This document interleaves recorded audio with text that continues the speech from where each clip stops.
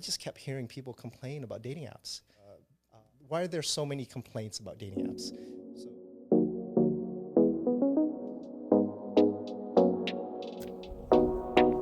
This episode is brought to you by Ang Sarap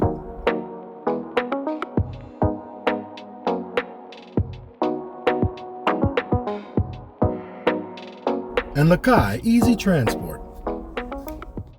Good afternoon, everyone. Welcome to another episode of Chat with Nick. And right next to me is Chris Lee, the founder of FLOU Dating App. How are you doing? I am well. I'm well. Thank you. How are you? I'm good. The last time we saw each other, we had a really big meal of Chinese food, remember? You did. It was too much. Yeah, it was too much. Yes. I couldn't eat after that. Oh my goodness. Yeah, it was fun though. It was fun. It was a very memorable day. And seeing how much you've progressed from that day till now, I'm so proud of you. I'm so happy for everything that you've accomplished and you've achieved, and it's just the beginning. So congratulations. Thank you so much. And speaking of achieving, you've gone on to another step of your dating app journey. FLOU now has officially we've closed our alpha testing. That was a very direct and very small group of testers that we sought out, who are people who are in the industry or they are very familiar with dating apps and things like that. And we had them test it for over a month and received some very positive feedback regarding what we're doing, the direction we're going in, and how the algorithms and things like that work, which we consider a huge success. Then our next step, as you mentioned, is we're trying to build up a database for beta testers. So we need to get a large amount of people to sign up for our beta testing, our closed beta testing phase of the app. Let's go back to how it all started. Were you always into building applications? Were you always into building greater things than what you were currently doing? Full disclosure, this is the first dip into the pool with anything in terms of tech and app. My background is product planning. I started with Kawasaki Motors back in, I'm going to date myself here, I think 2005, I believe. And so my entire career, it was more about planning product. It was the beginning of my career, it was motorcycles, ATVs, jet skis, things like that. And then I later went on to do automotive and work with cars and companies like Toyota, Honda, all of them, Audi, Volkswagen, you name it. I worked with them, and so it was more. My background is more of product planning than it is app development. This is a new venture for me. It's exciting. I'm learning a lot as I'm going, and it's scary, but it's insanely fun at the same time. Why dating apps? I'm not sure if it's basically innate within me or if my career kind of instilled this in me, but I just became a problem solver. And what happened was around maybe a little before the pandemic, and then definitely magnified during the pandemic, is that I just kept hearing people complain about dating apps. Coworkers, friends, relatives, they'd be on this app because we had no other form of communication at the time. So the problem solver in me just kind of thought through it and was like, hey, how do we solve these problems? Well, first of all, what are the three most foundational and fundamental problems that these complaints are coming from? Why are there so many complaints about dating apps? That's when the whole idea began. Everything started rolling from there. During the pandemic, we were all staying at home and we needed to find connection with each other, talk to people. It was difficult. It was more difficult for us because we couldn't go out and be in a social setting with other people. What do you find among the people who were complaining? What was it about that need for connection that made you want or even think of putting together an app for dating? So that's actually a very good question, because that's exactly what we found. So we found that there are three fundamental problems or complaints with dating apps currently. Number one is that there is an options paralysis. So when there's a perception of unlimited choices, it takes longer or at all sometimes for people to make a decision. We're always, as human nature likely is, especially when there's a perception of unlimited choices, we're always going to look for the next best thing, and then it prevents us from actually acting, right? And initiating and making a choice. So that was one of the foundational and fundamental problems that we saw. The second thing was there's way too much of a priority on physical appearance, right? You're supposed to make split decisions based on a few photos, a name, an age, and maybe a location, right? So we prioritize just physical appearance a little too much on these dating apps. And what that does is it causes this snowball effect of trying to get more attention. And then what that does is we start putting pictures in our profile of things that aren't genuine. That's the second fundamental thing that we found with dating apps that prevent people from actually connecting. The third thing is that there's way too much, there's a lack of safety and security.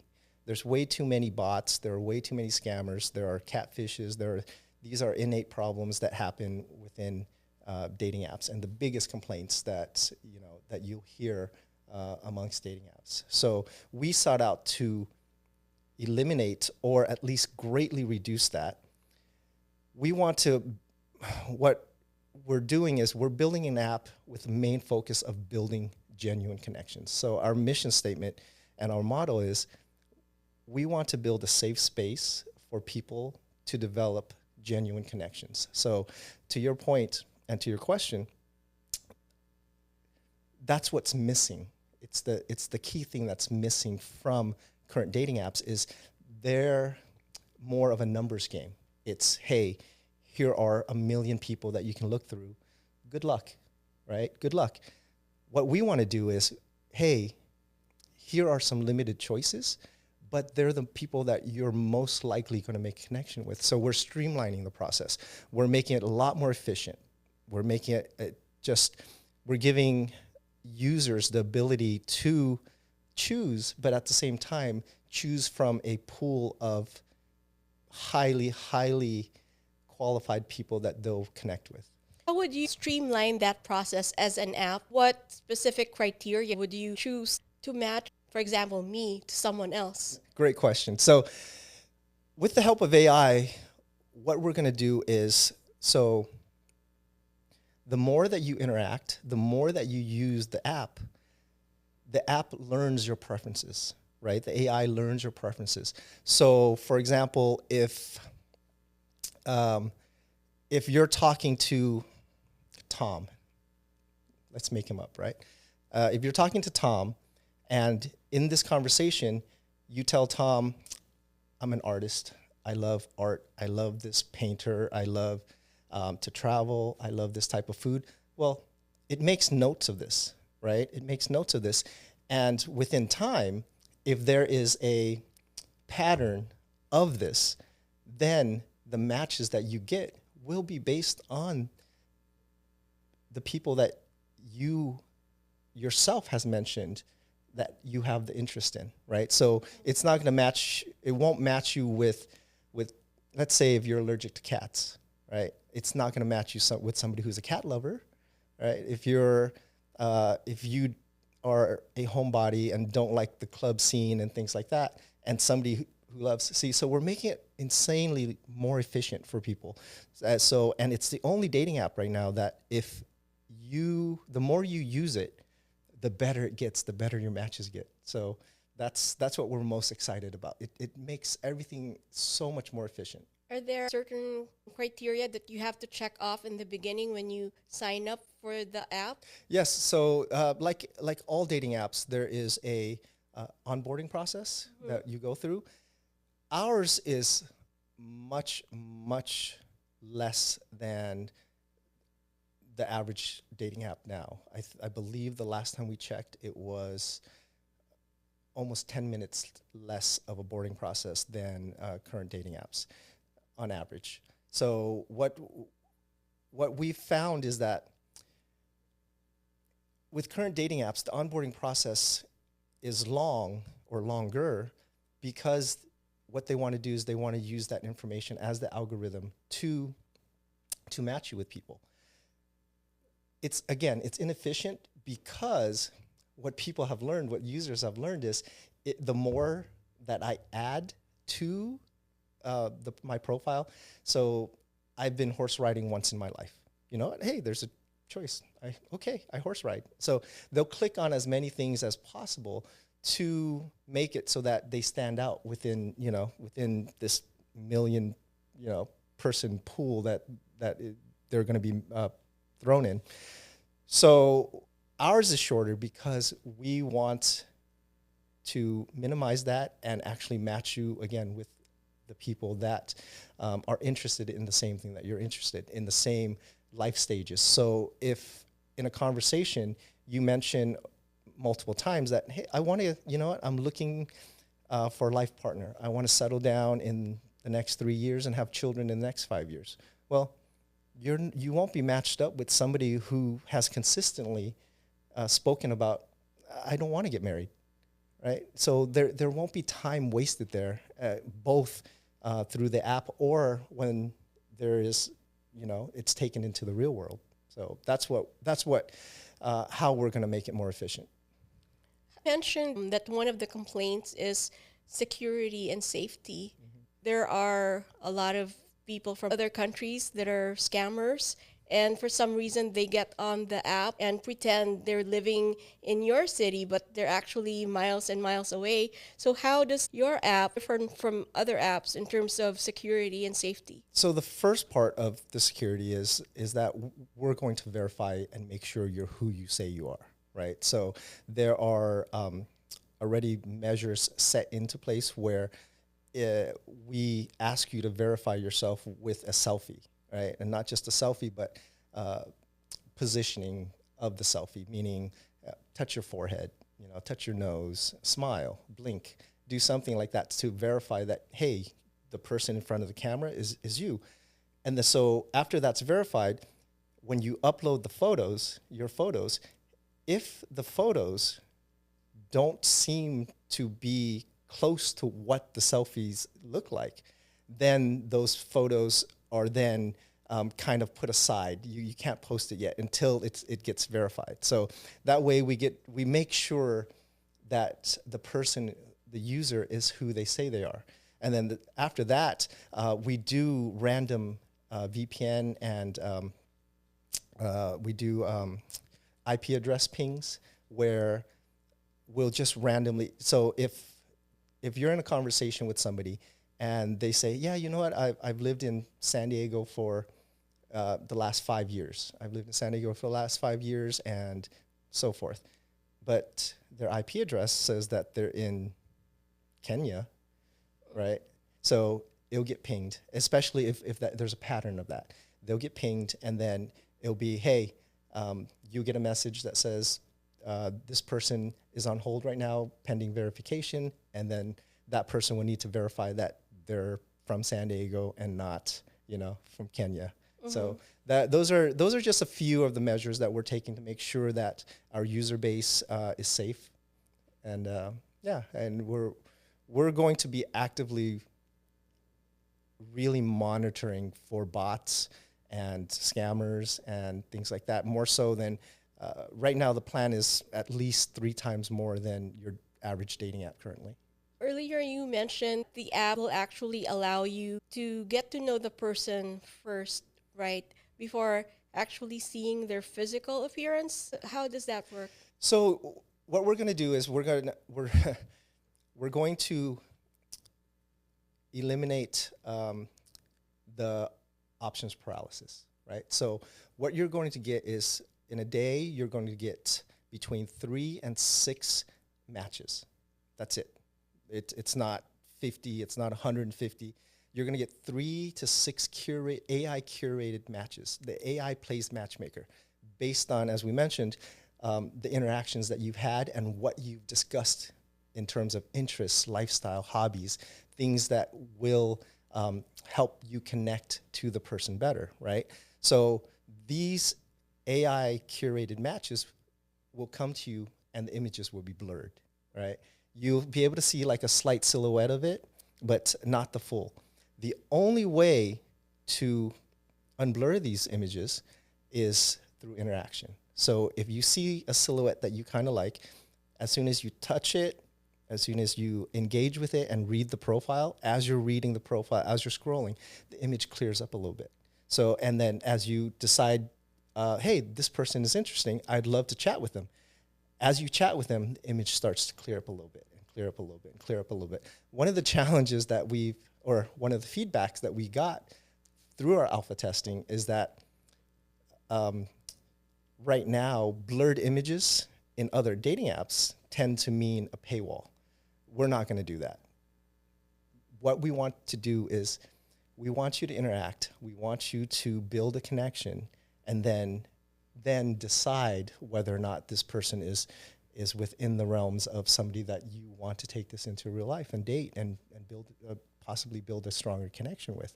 Because what we found in the dating world is there are a lot of gray areas, right? Mm-hmm.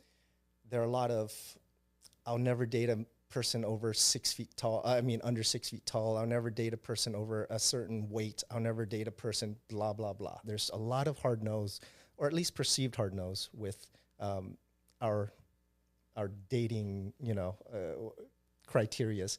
What we found is that, if there's a connection there, if the person that you're talking to is intelligent, is funny, is smart, and you vibe with them, who cares if they're 5'10"? Most people would still look good with heels on next to them, right? So who cares so these gray areas, these hard no's now become gray areas, and it becomes a much better system or a much more efficient system of creating connection. What do you think happens in real life? What is the social deficit? Why do people turn to dating apps rather than just going out on their own or going with their friends in a social setting and trying to meet someone that way organically? The short answer is it's easy. You get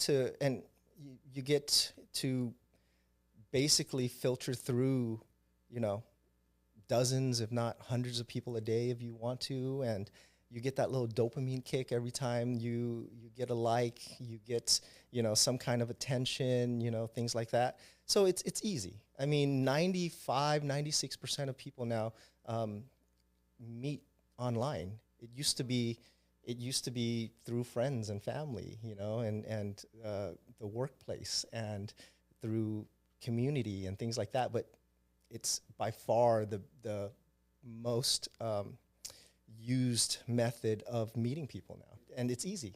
I think that's probably the short and simplest answer for that.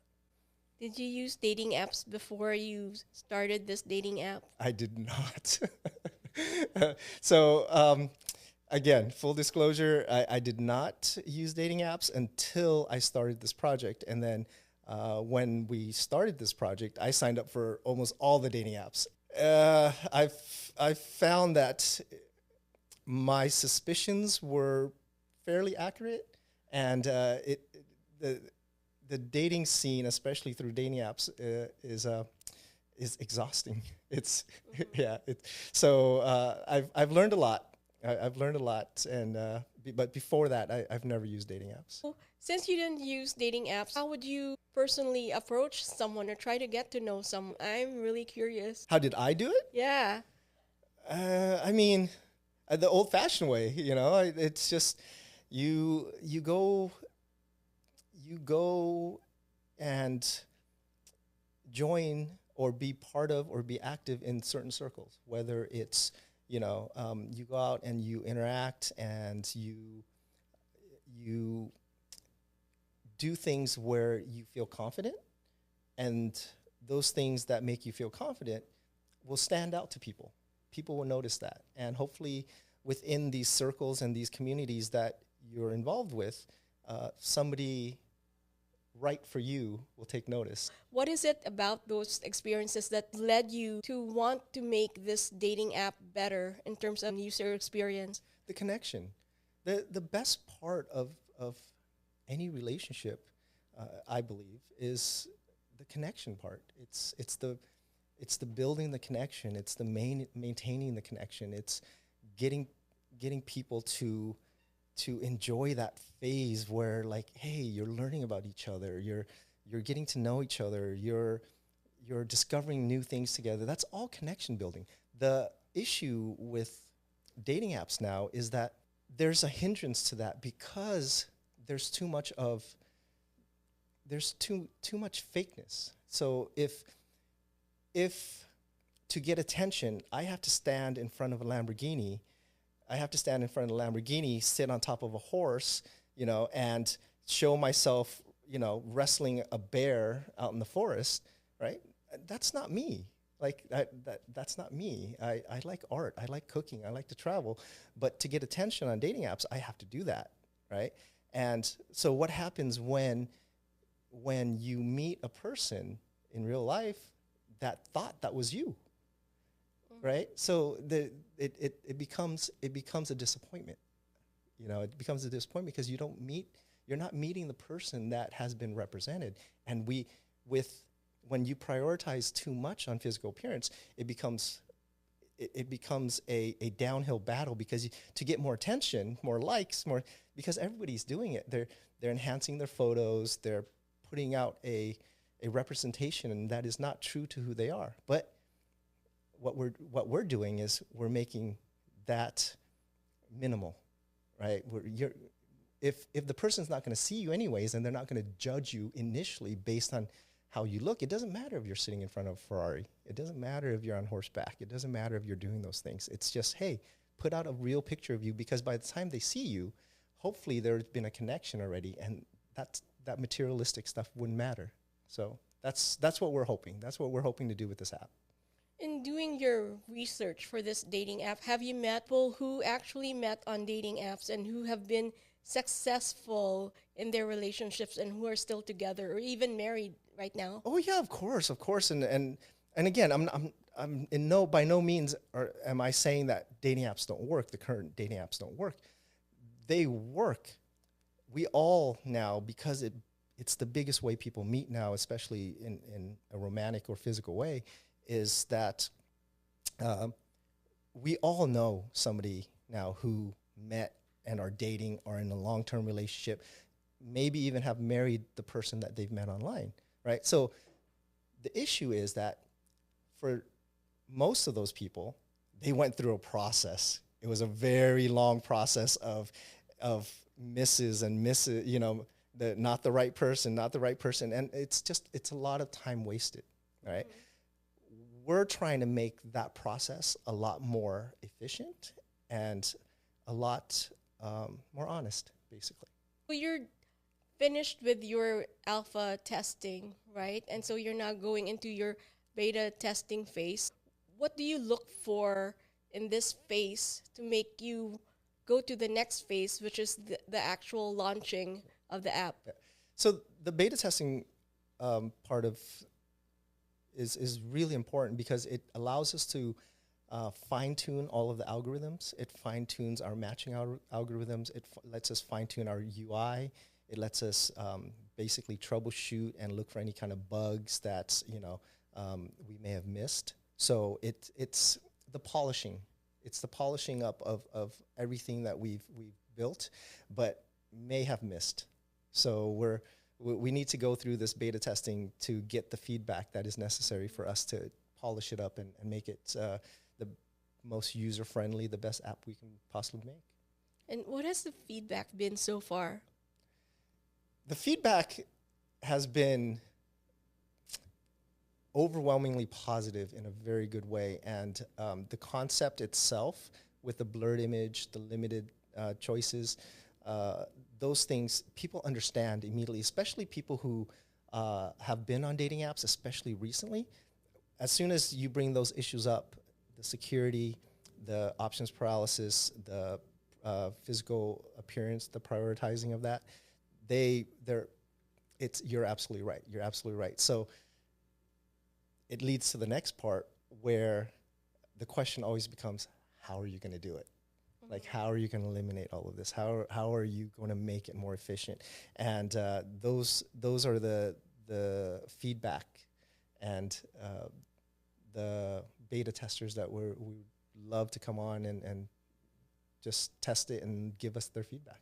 You see yourself going out there more and having more of that real life connection organically, since you have to promote the app. On the other side of that, you're building an app and it's really on the either and not really an organic connection with people.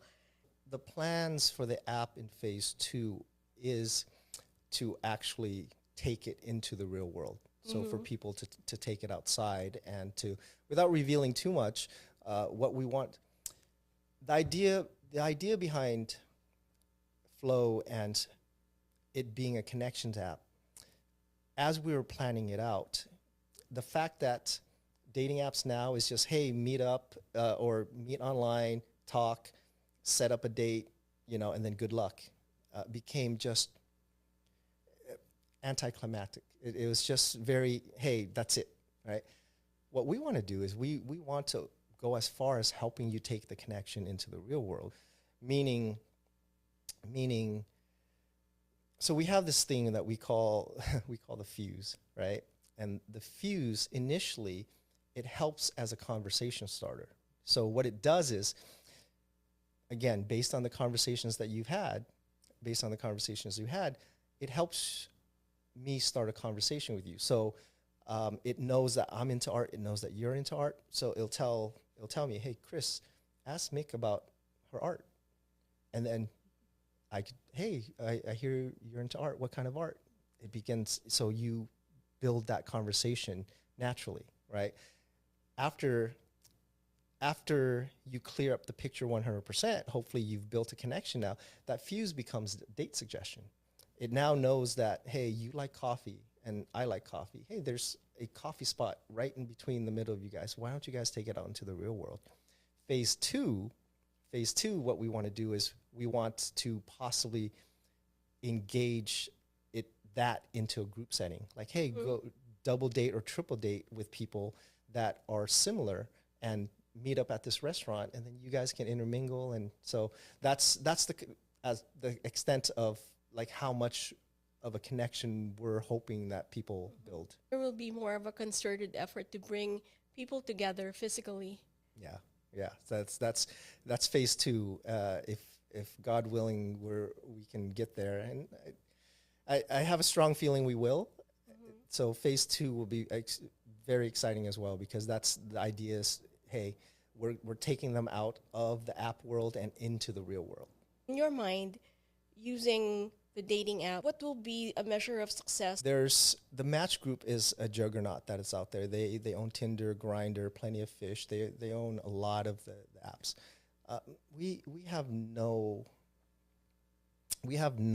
like fantasies or dreams of, hey, we're going to be the number one dating app. Our main goal is, one is to, hey, let's make it more efficient, easier for people to connect. And 2 is, let's help them build a genuine connection. And what we would consider successful is if we manage to help couples, people do that, like find each other. And so in 5 years' time, if within our feedback, within our review section, within whatever, we get 100 or 200 people going, hey, we just got married because we met on your app, and that's the dream. That would be like, oh my God, like, hey, the concept worked. We helped people. We were able to build this, and now it's available for anybody who wants to or would like to have a better way of finding a connection. How can people find your dating app?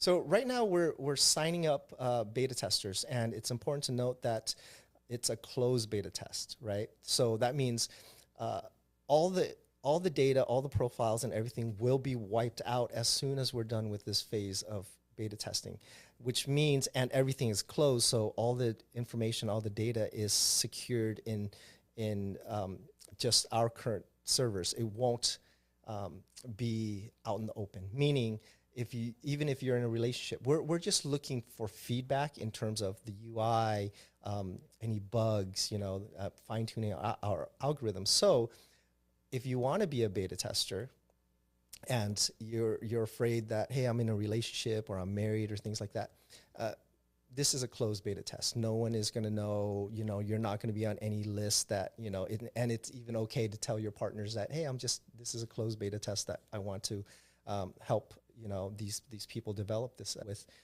And you could find the link to that on flownow.ai. That's FLOUNOW.ai. Just check out our video, read through our bio, look at what we're doing, and please sign up to help us beta test. We really need your help, and we really want to get this out there. Thank you so much for being with us today. Thank you for having me. This was fun. This is so awesome. Thank you. And for our guests out there, anyone who's watching, if you want to participate and engage in dating app and finding your forever, you can go to FLOUNOW.ai to sign up for the FLOU Dating App. And I'll see you guys next time. Thank you for being with us. Bye. This episode is brought to you by Ang Sarap.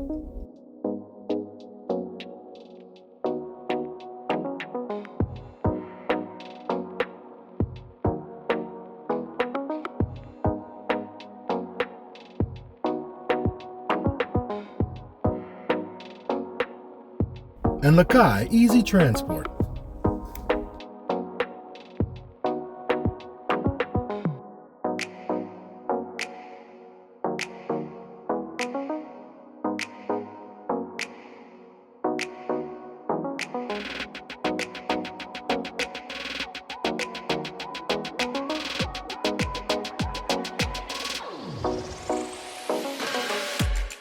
Thank you for watching. And don't forget to like, comment, and subscribe so you don't miss out.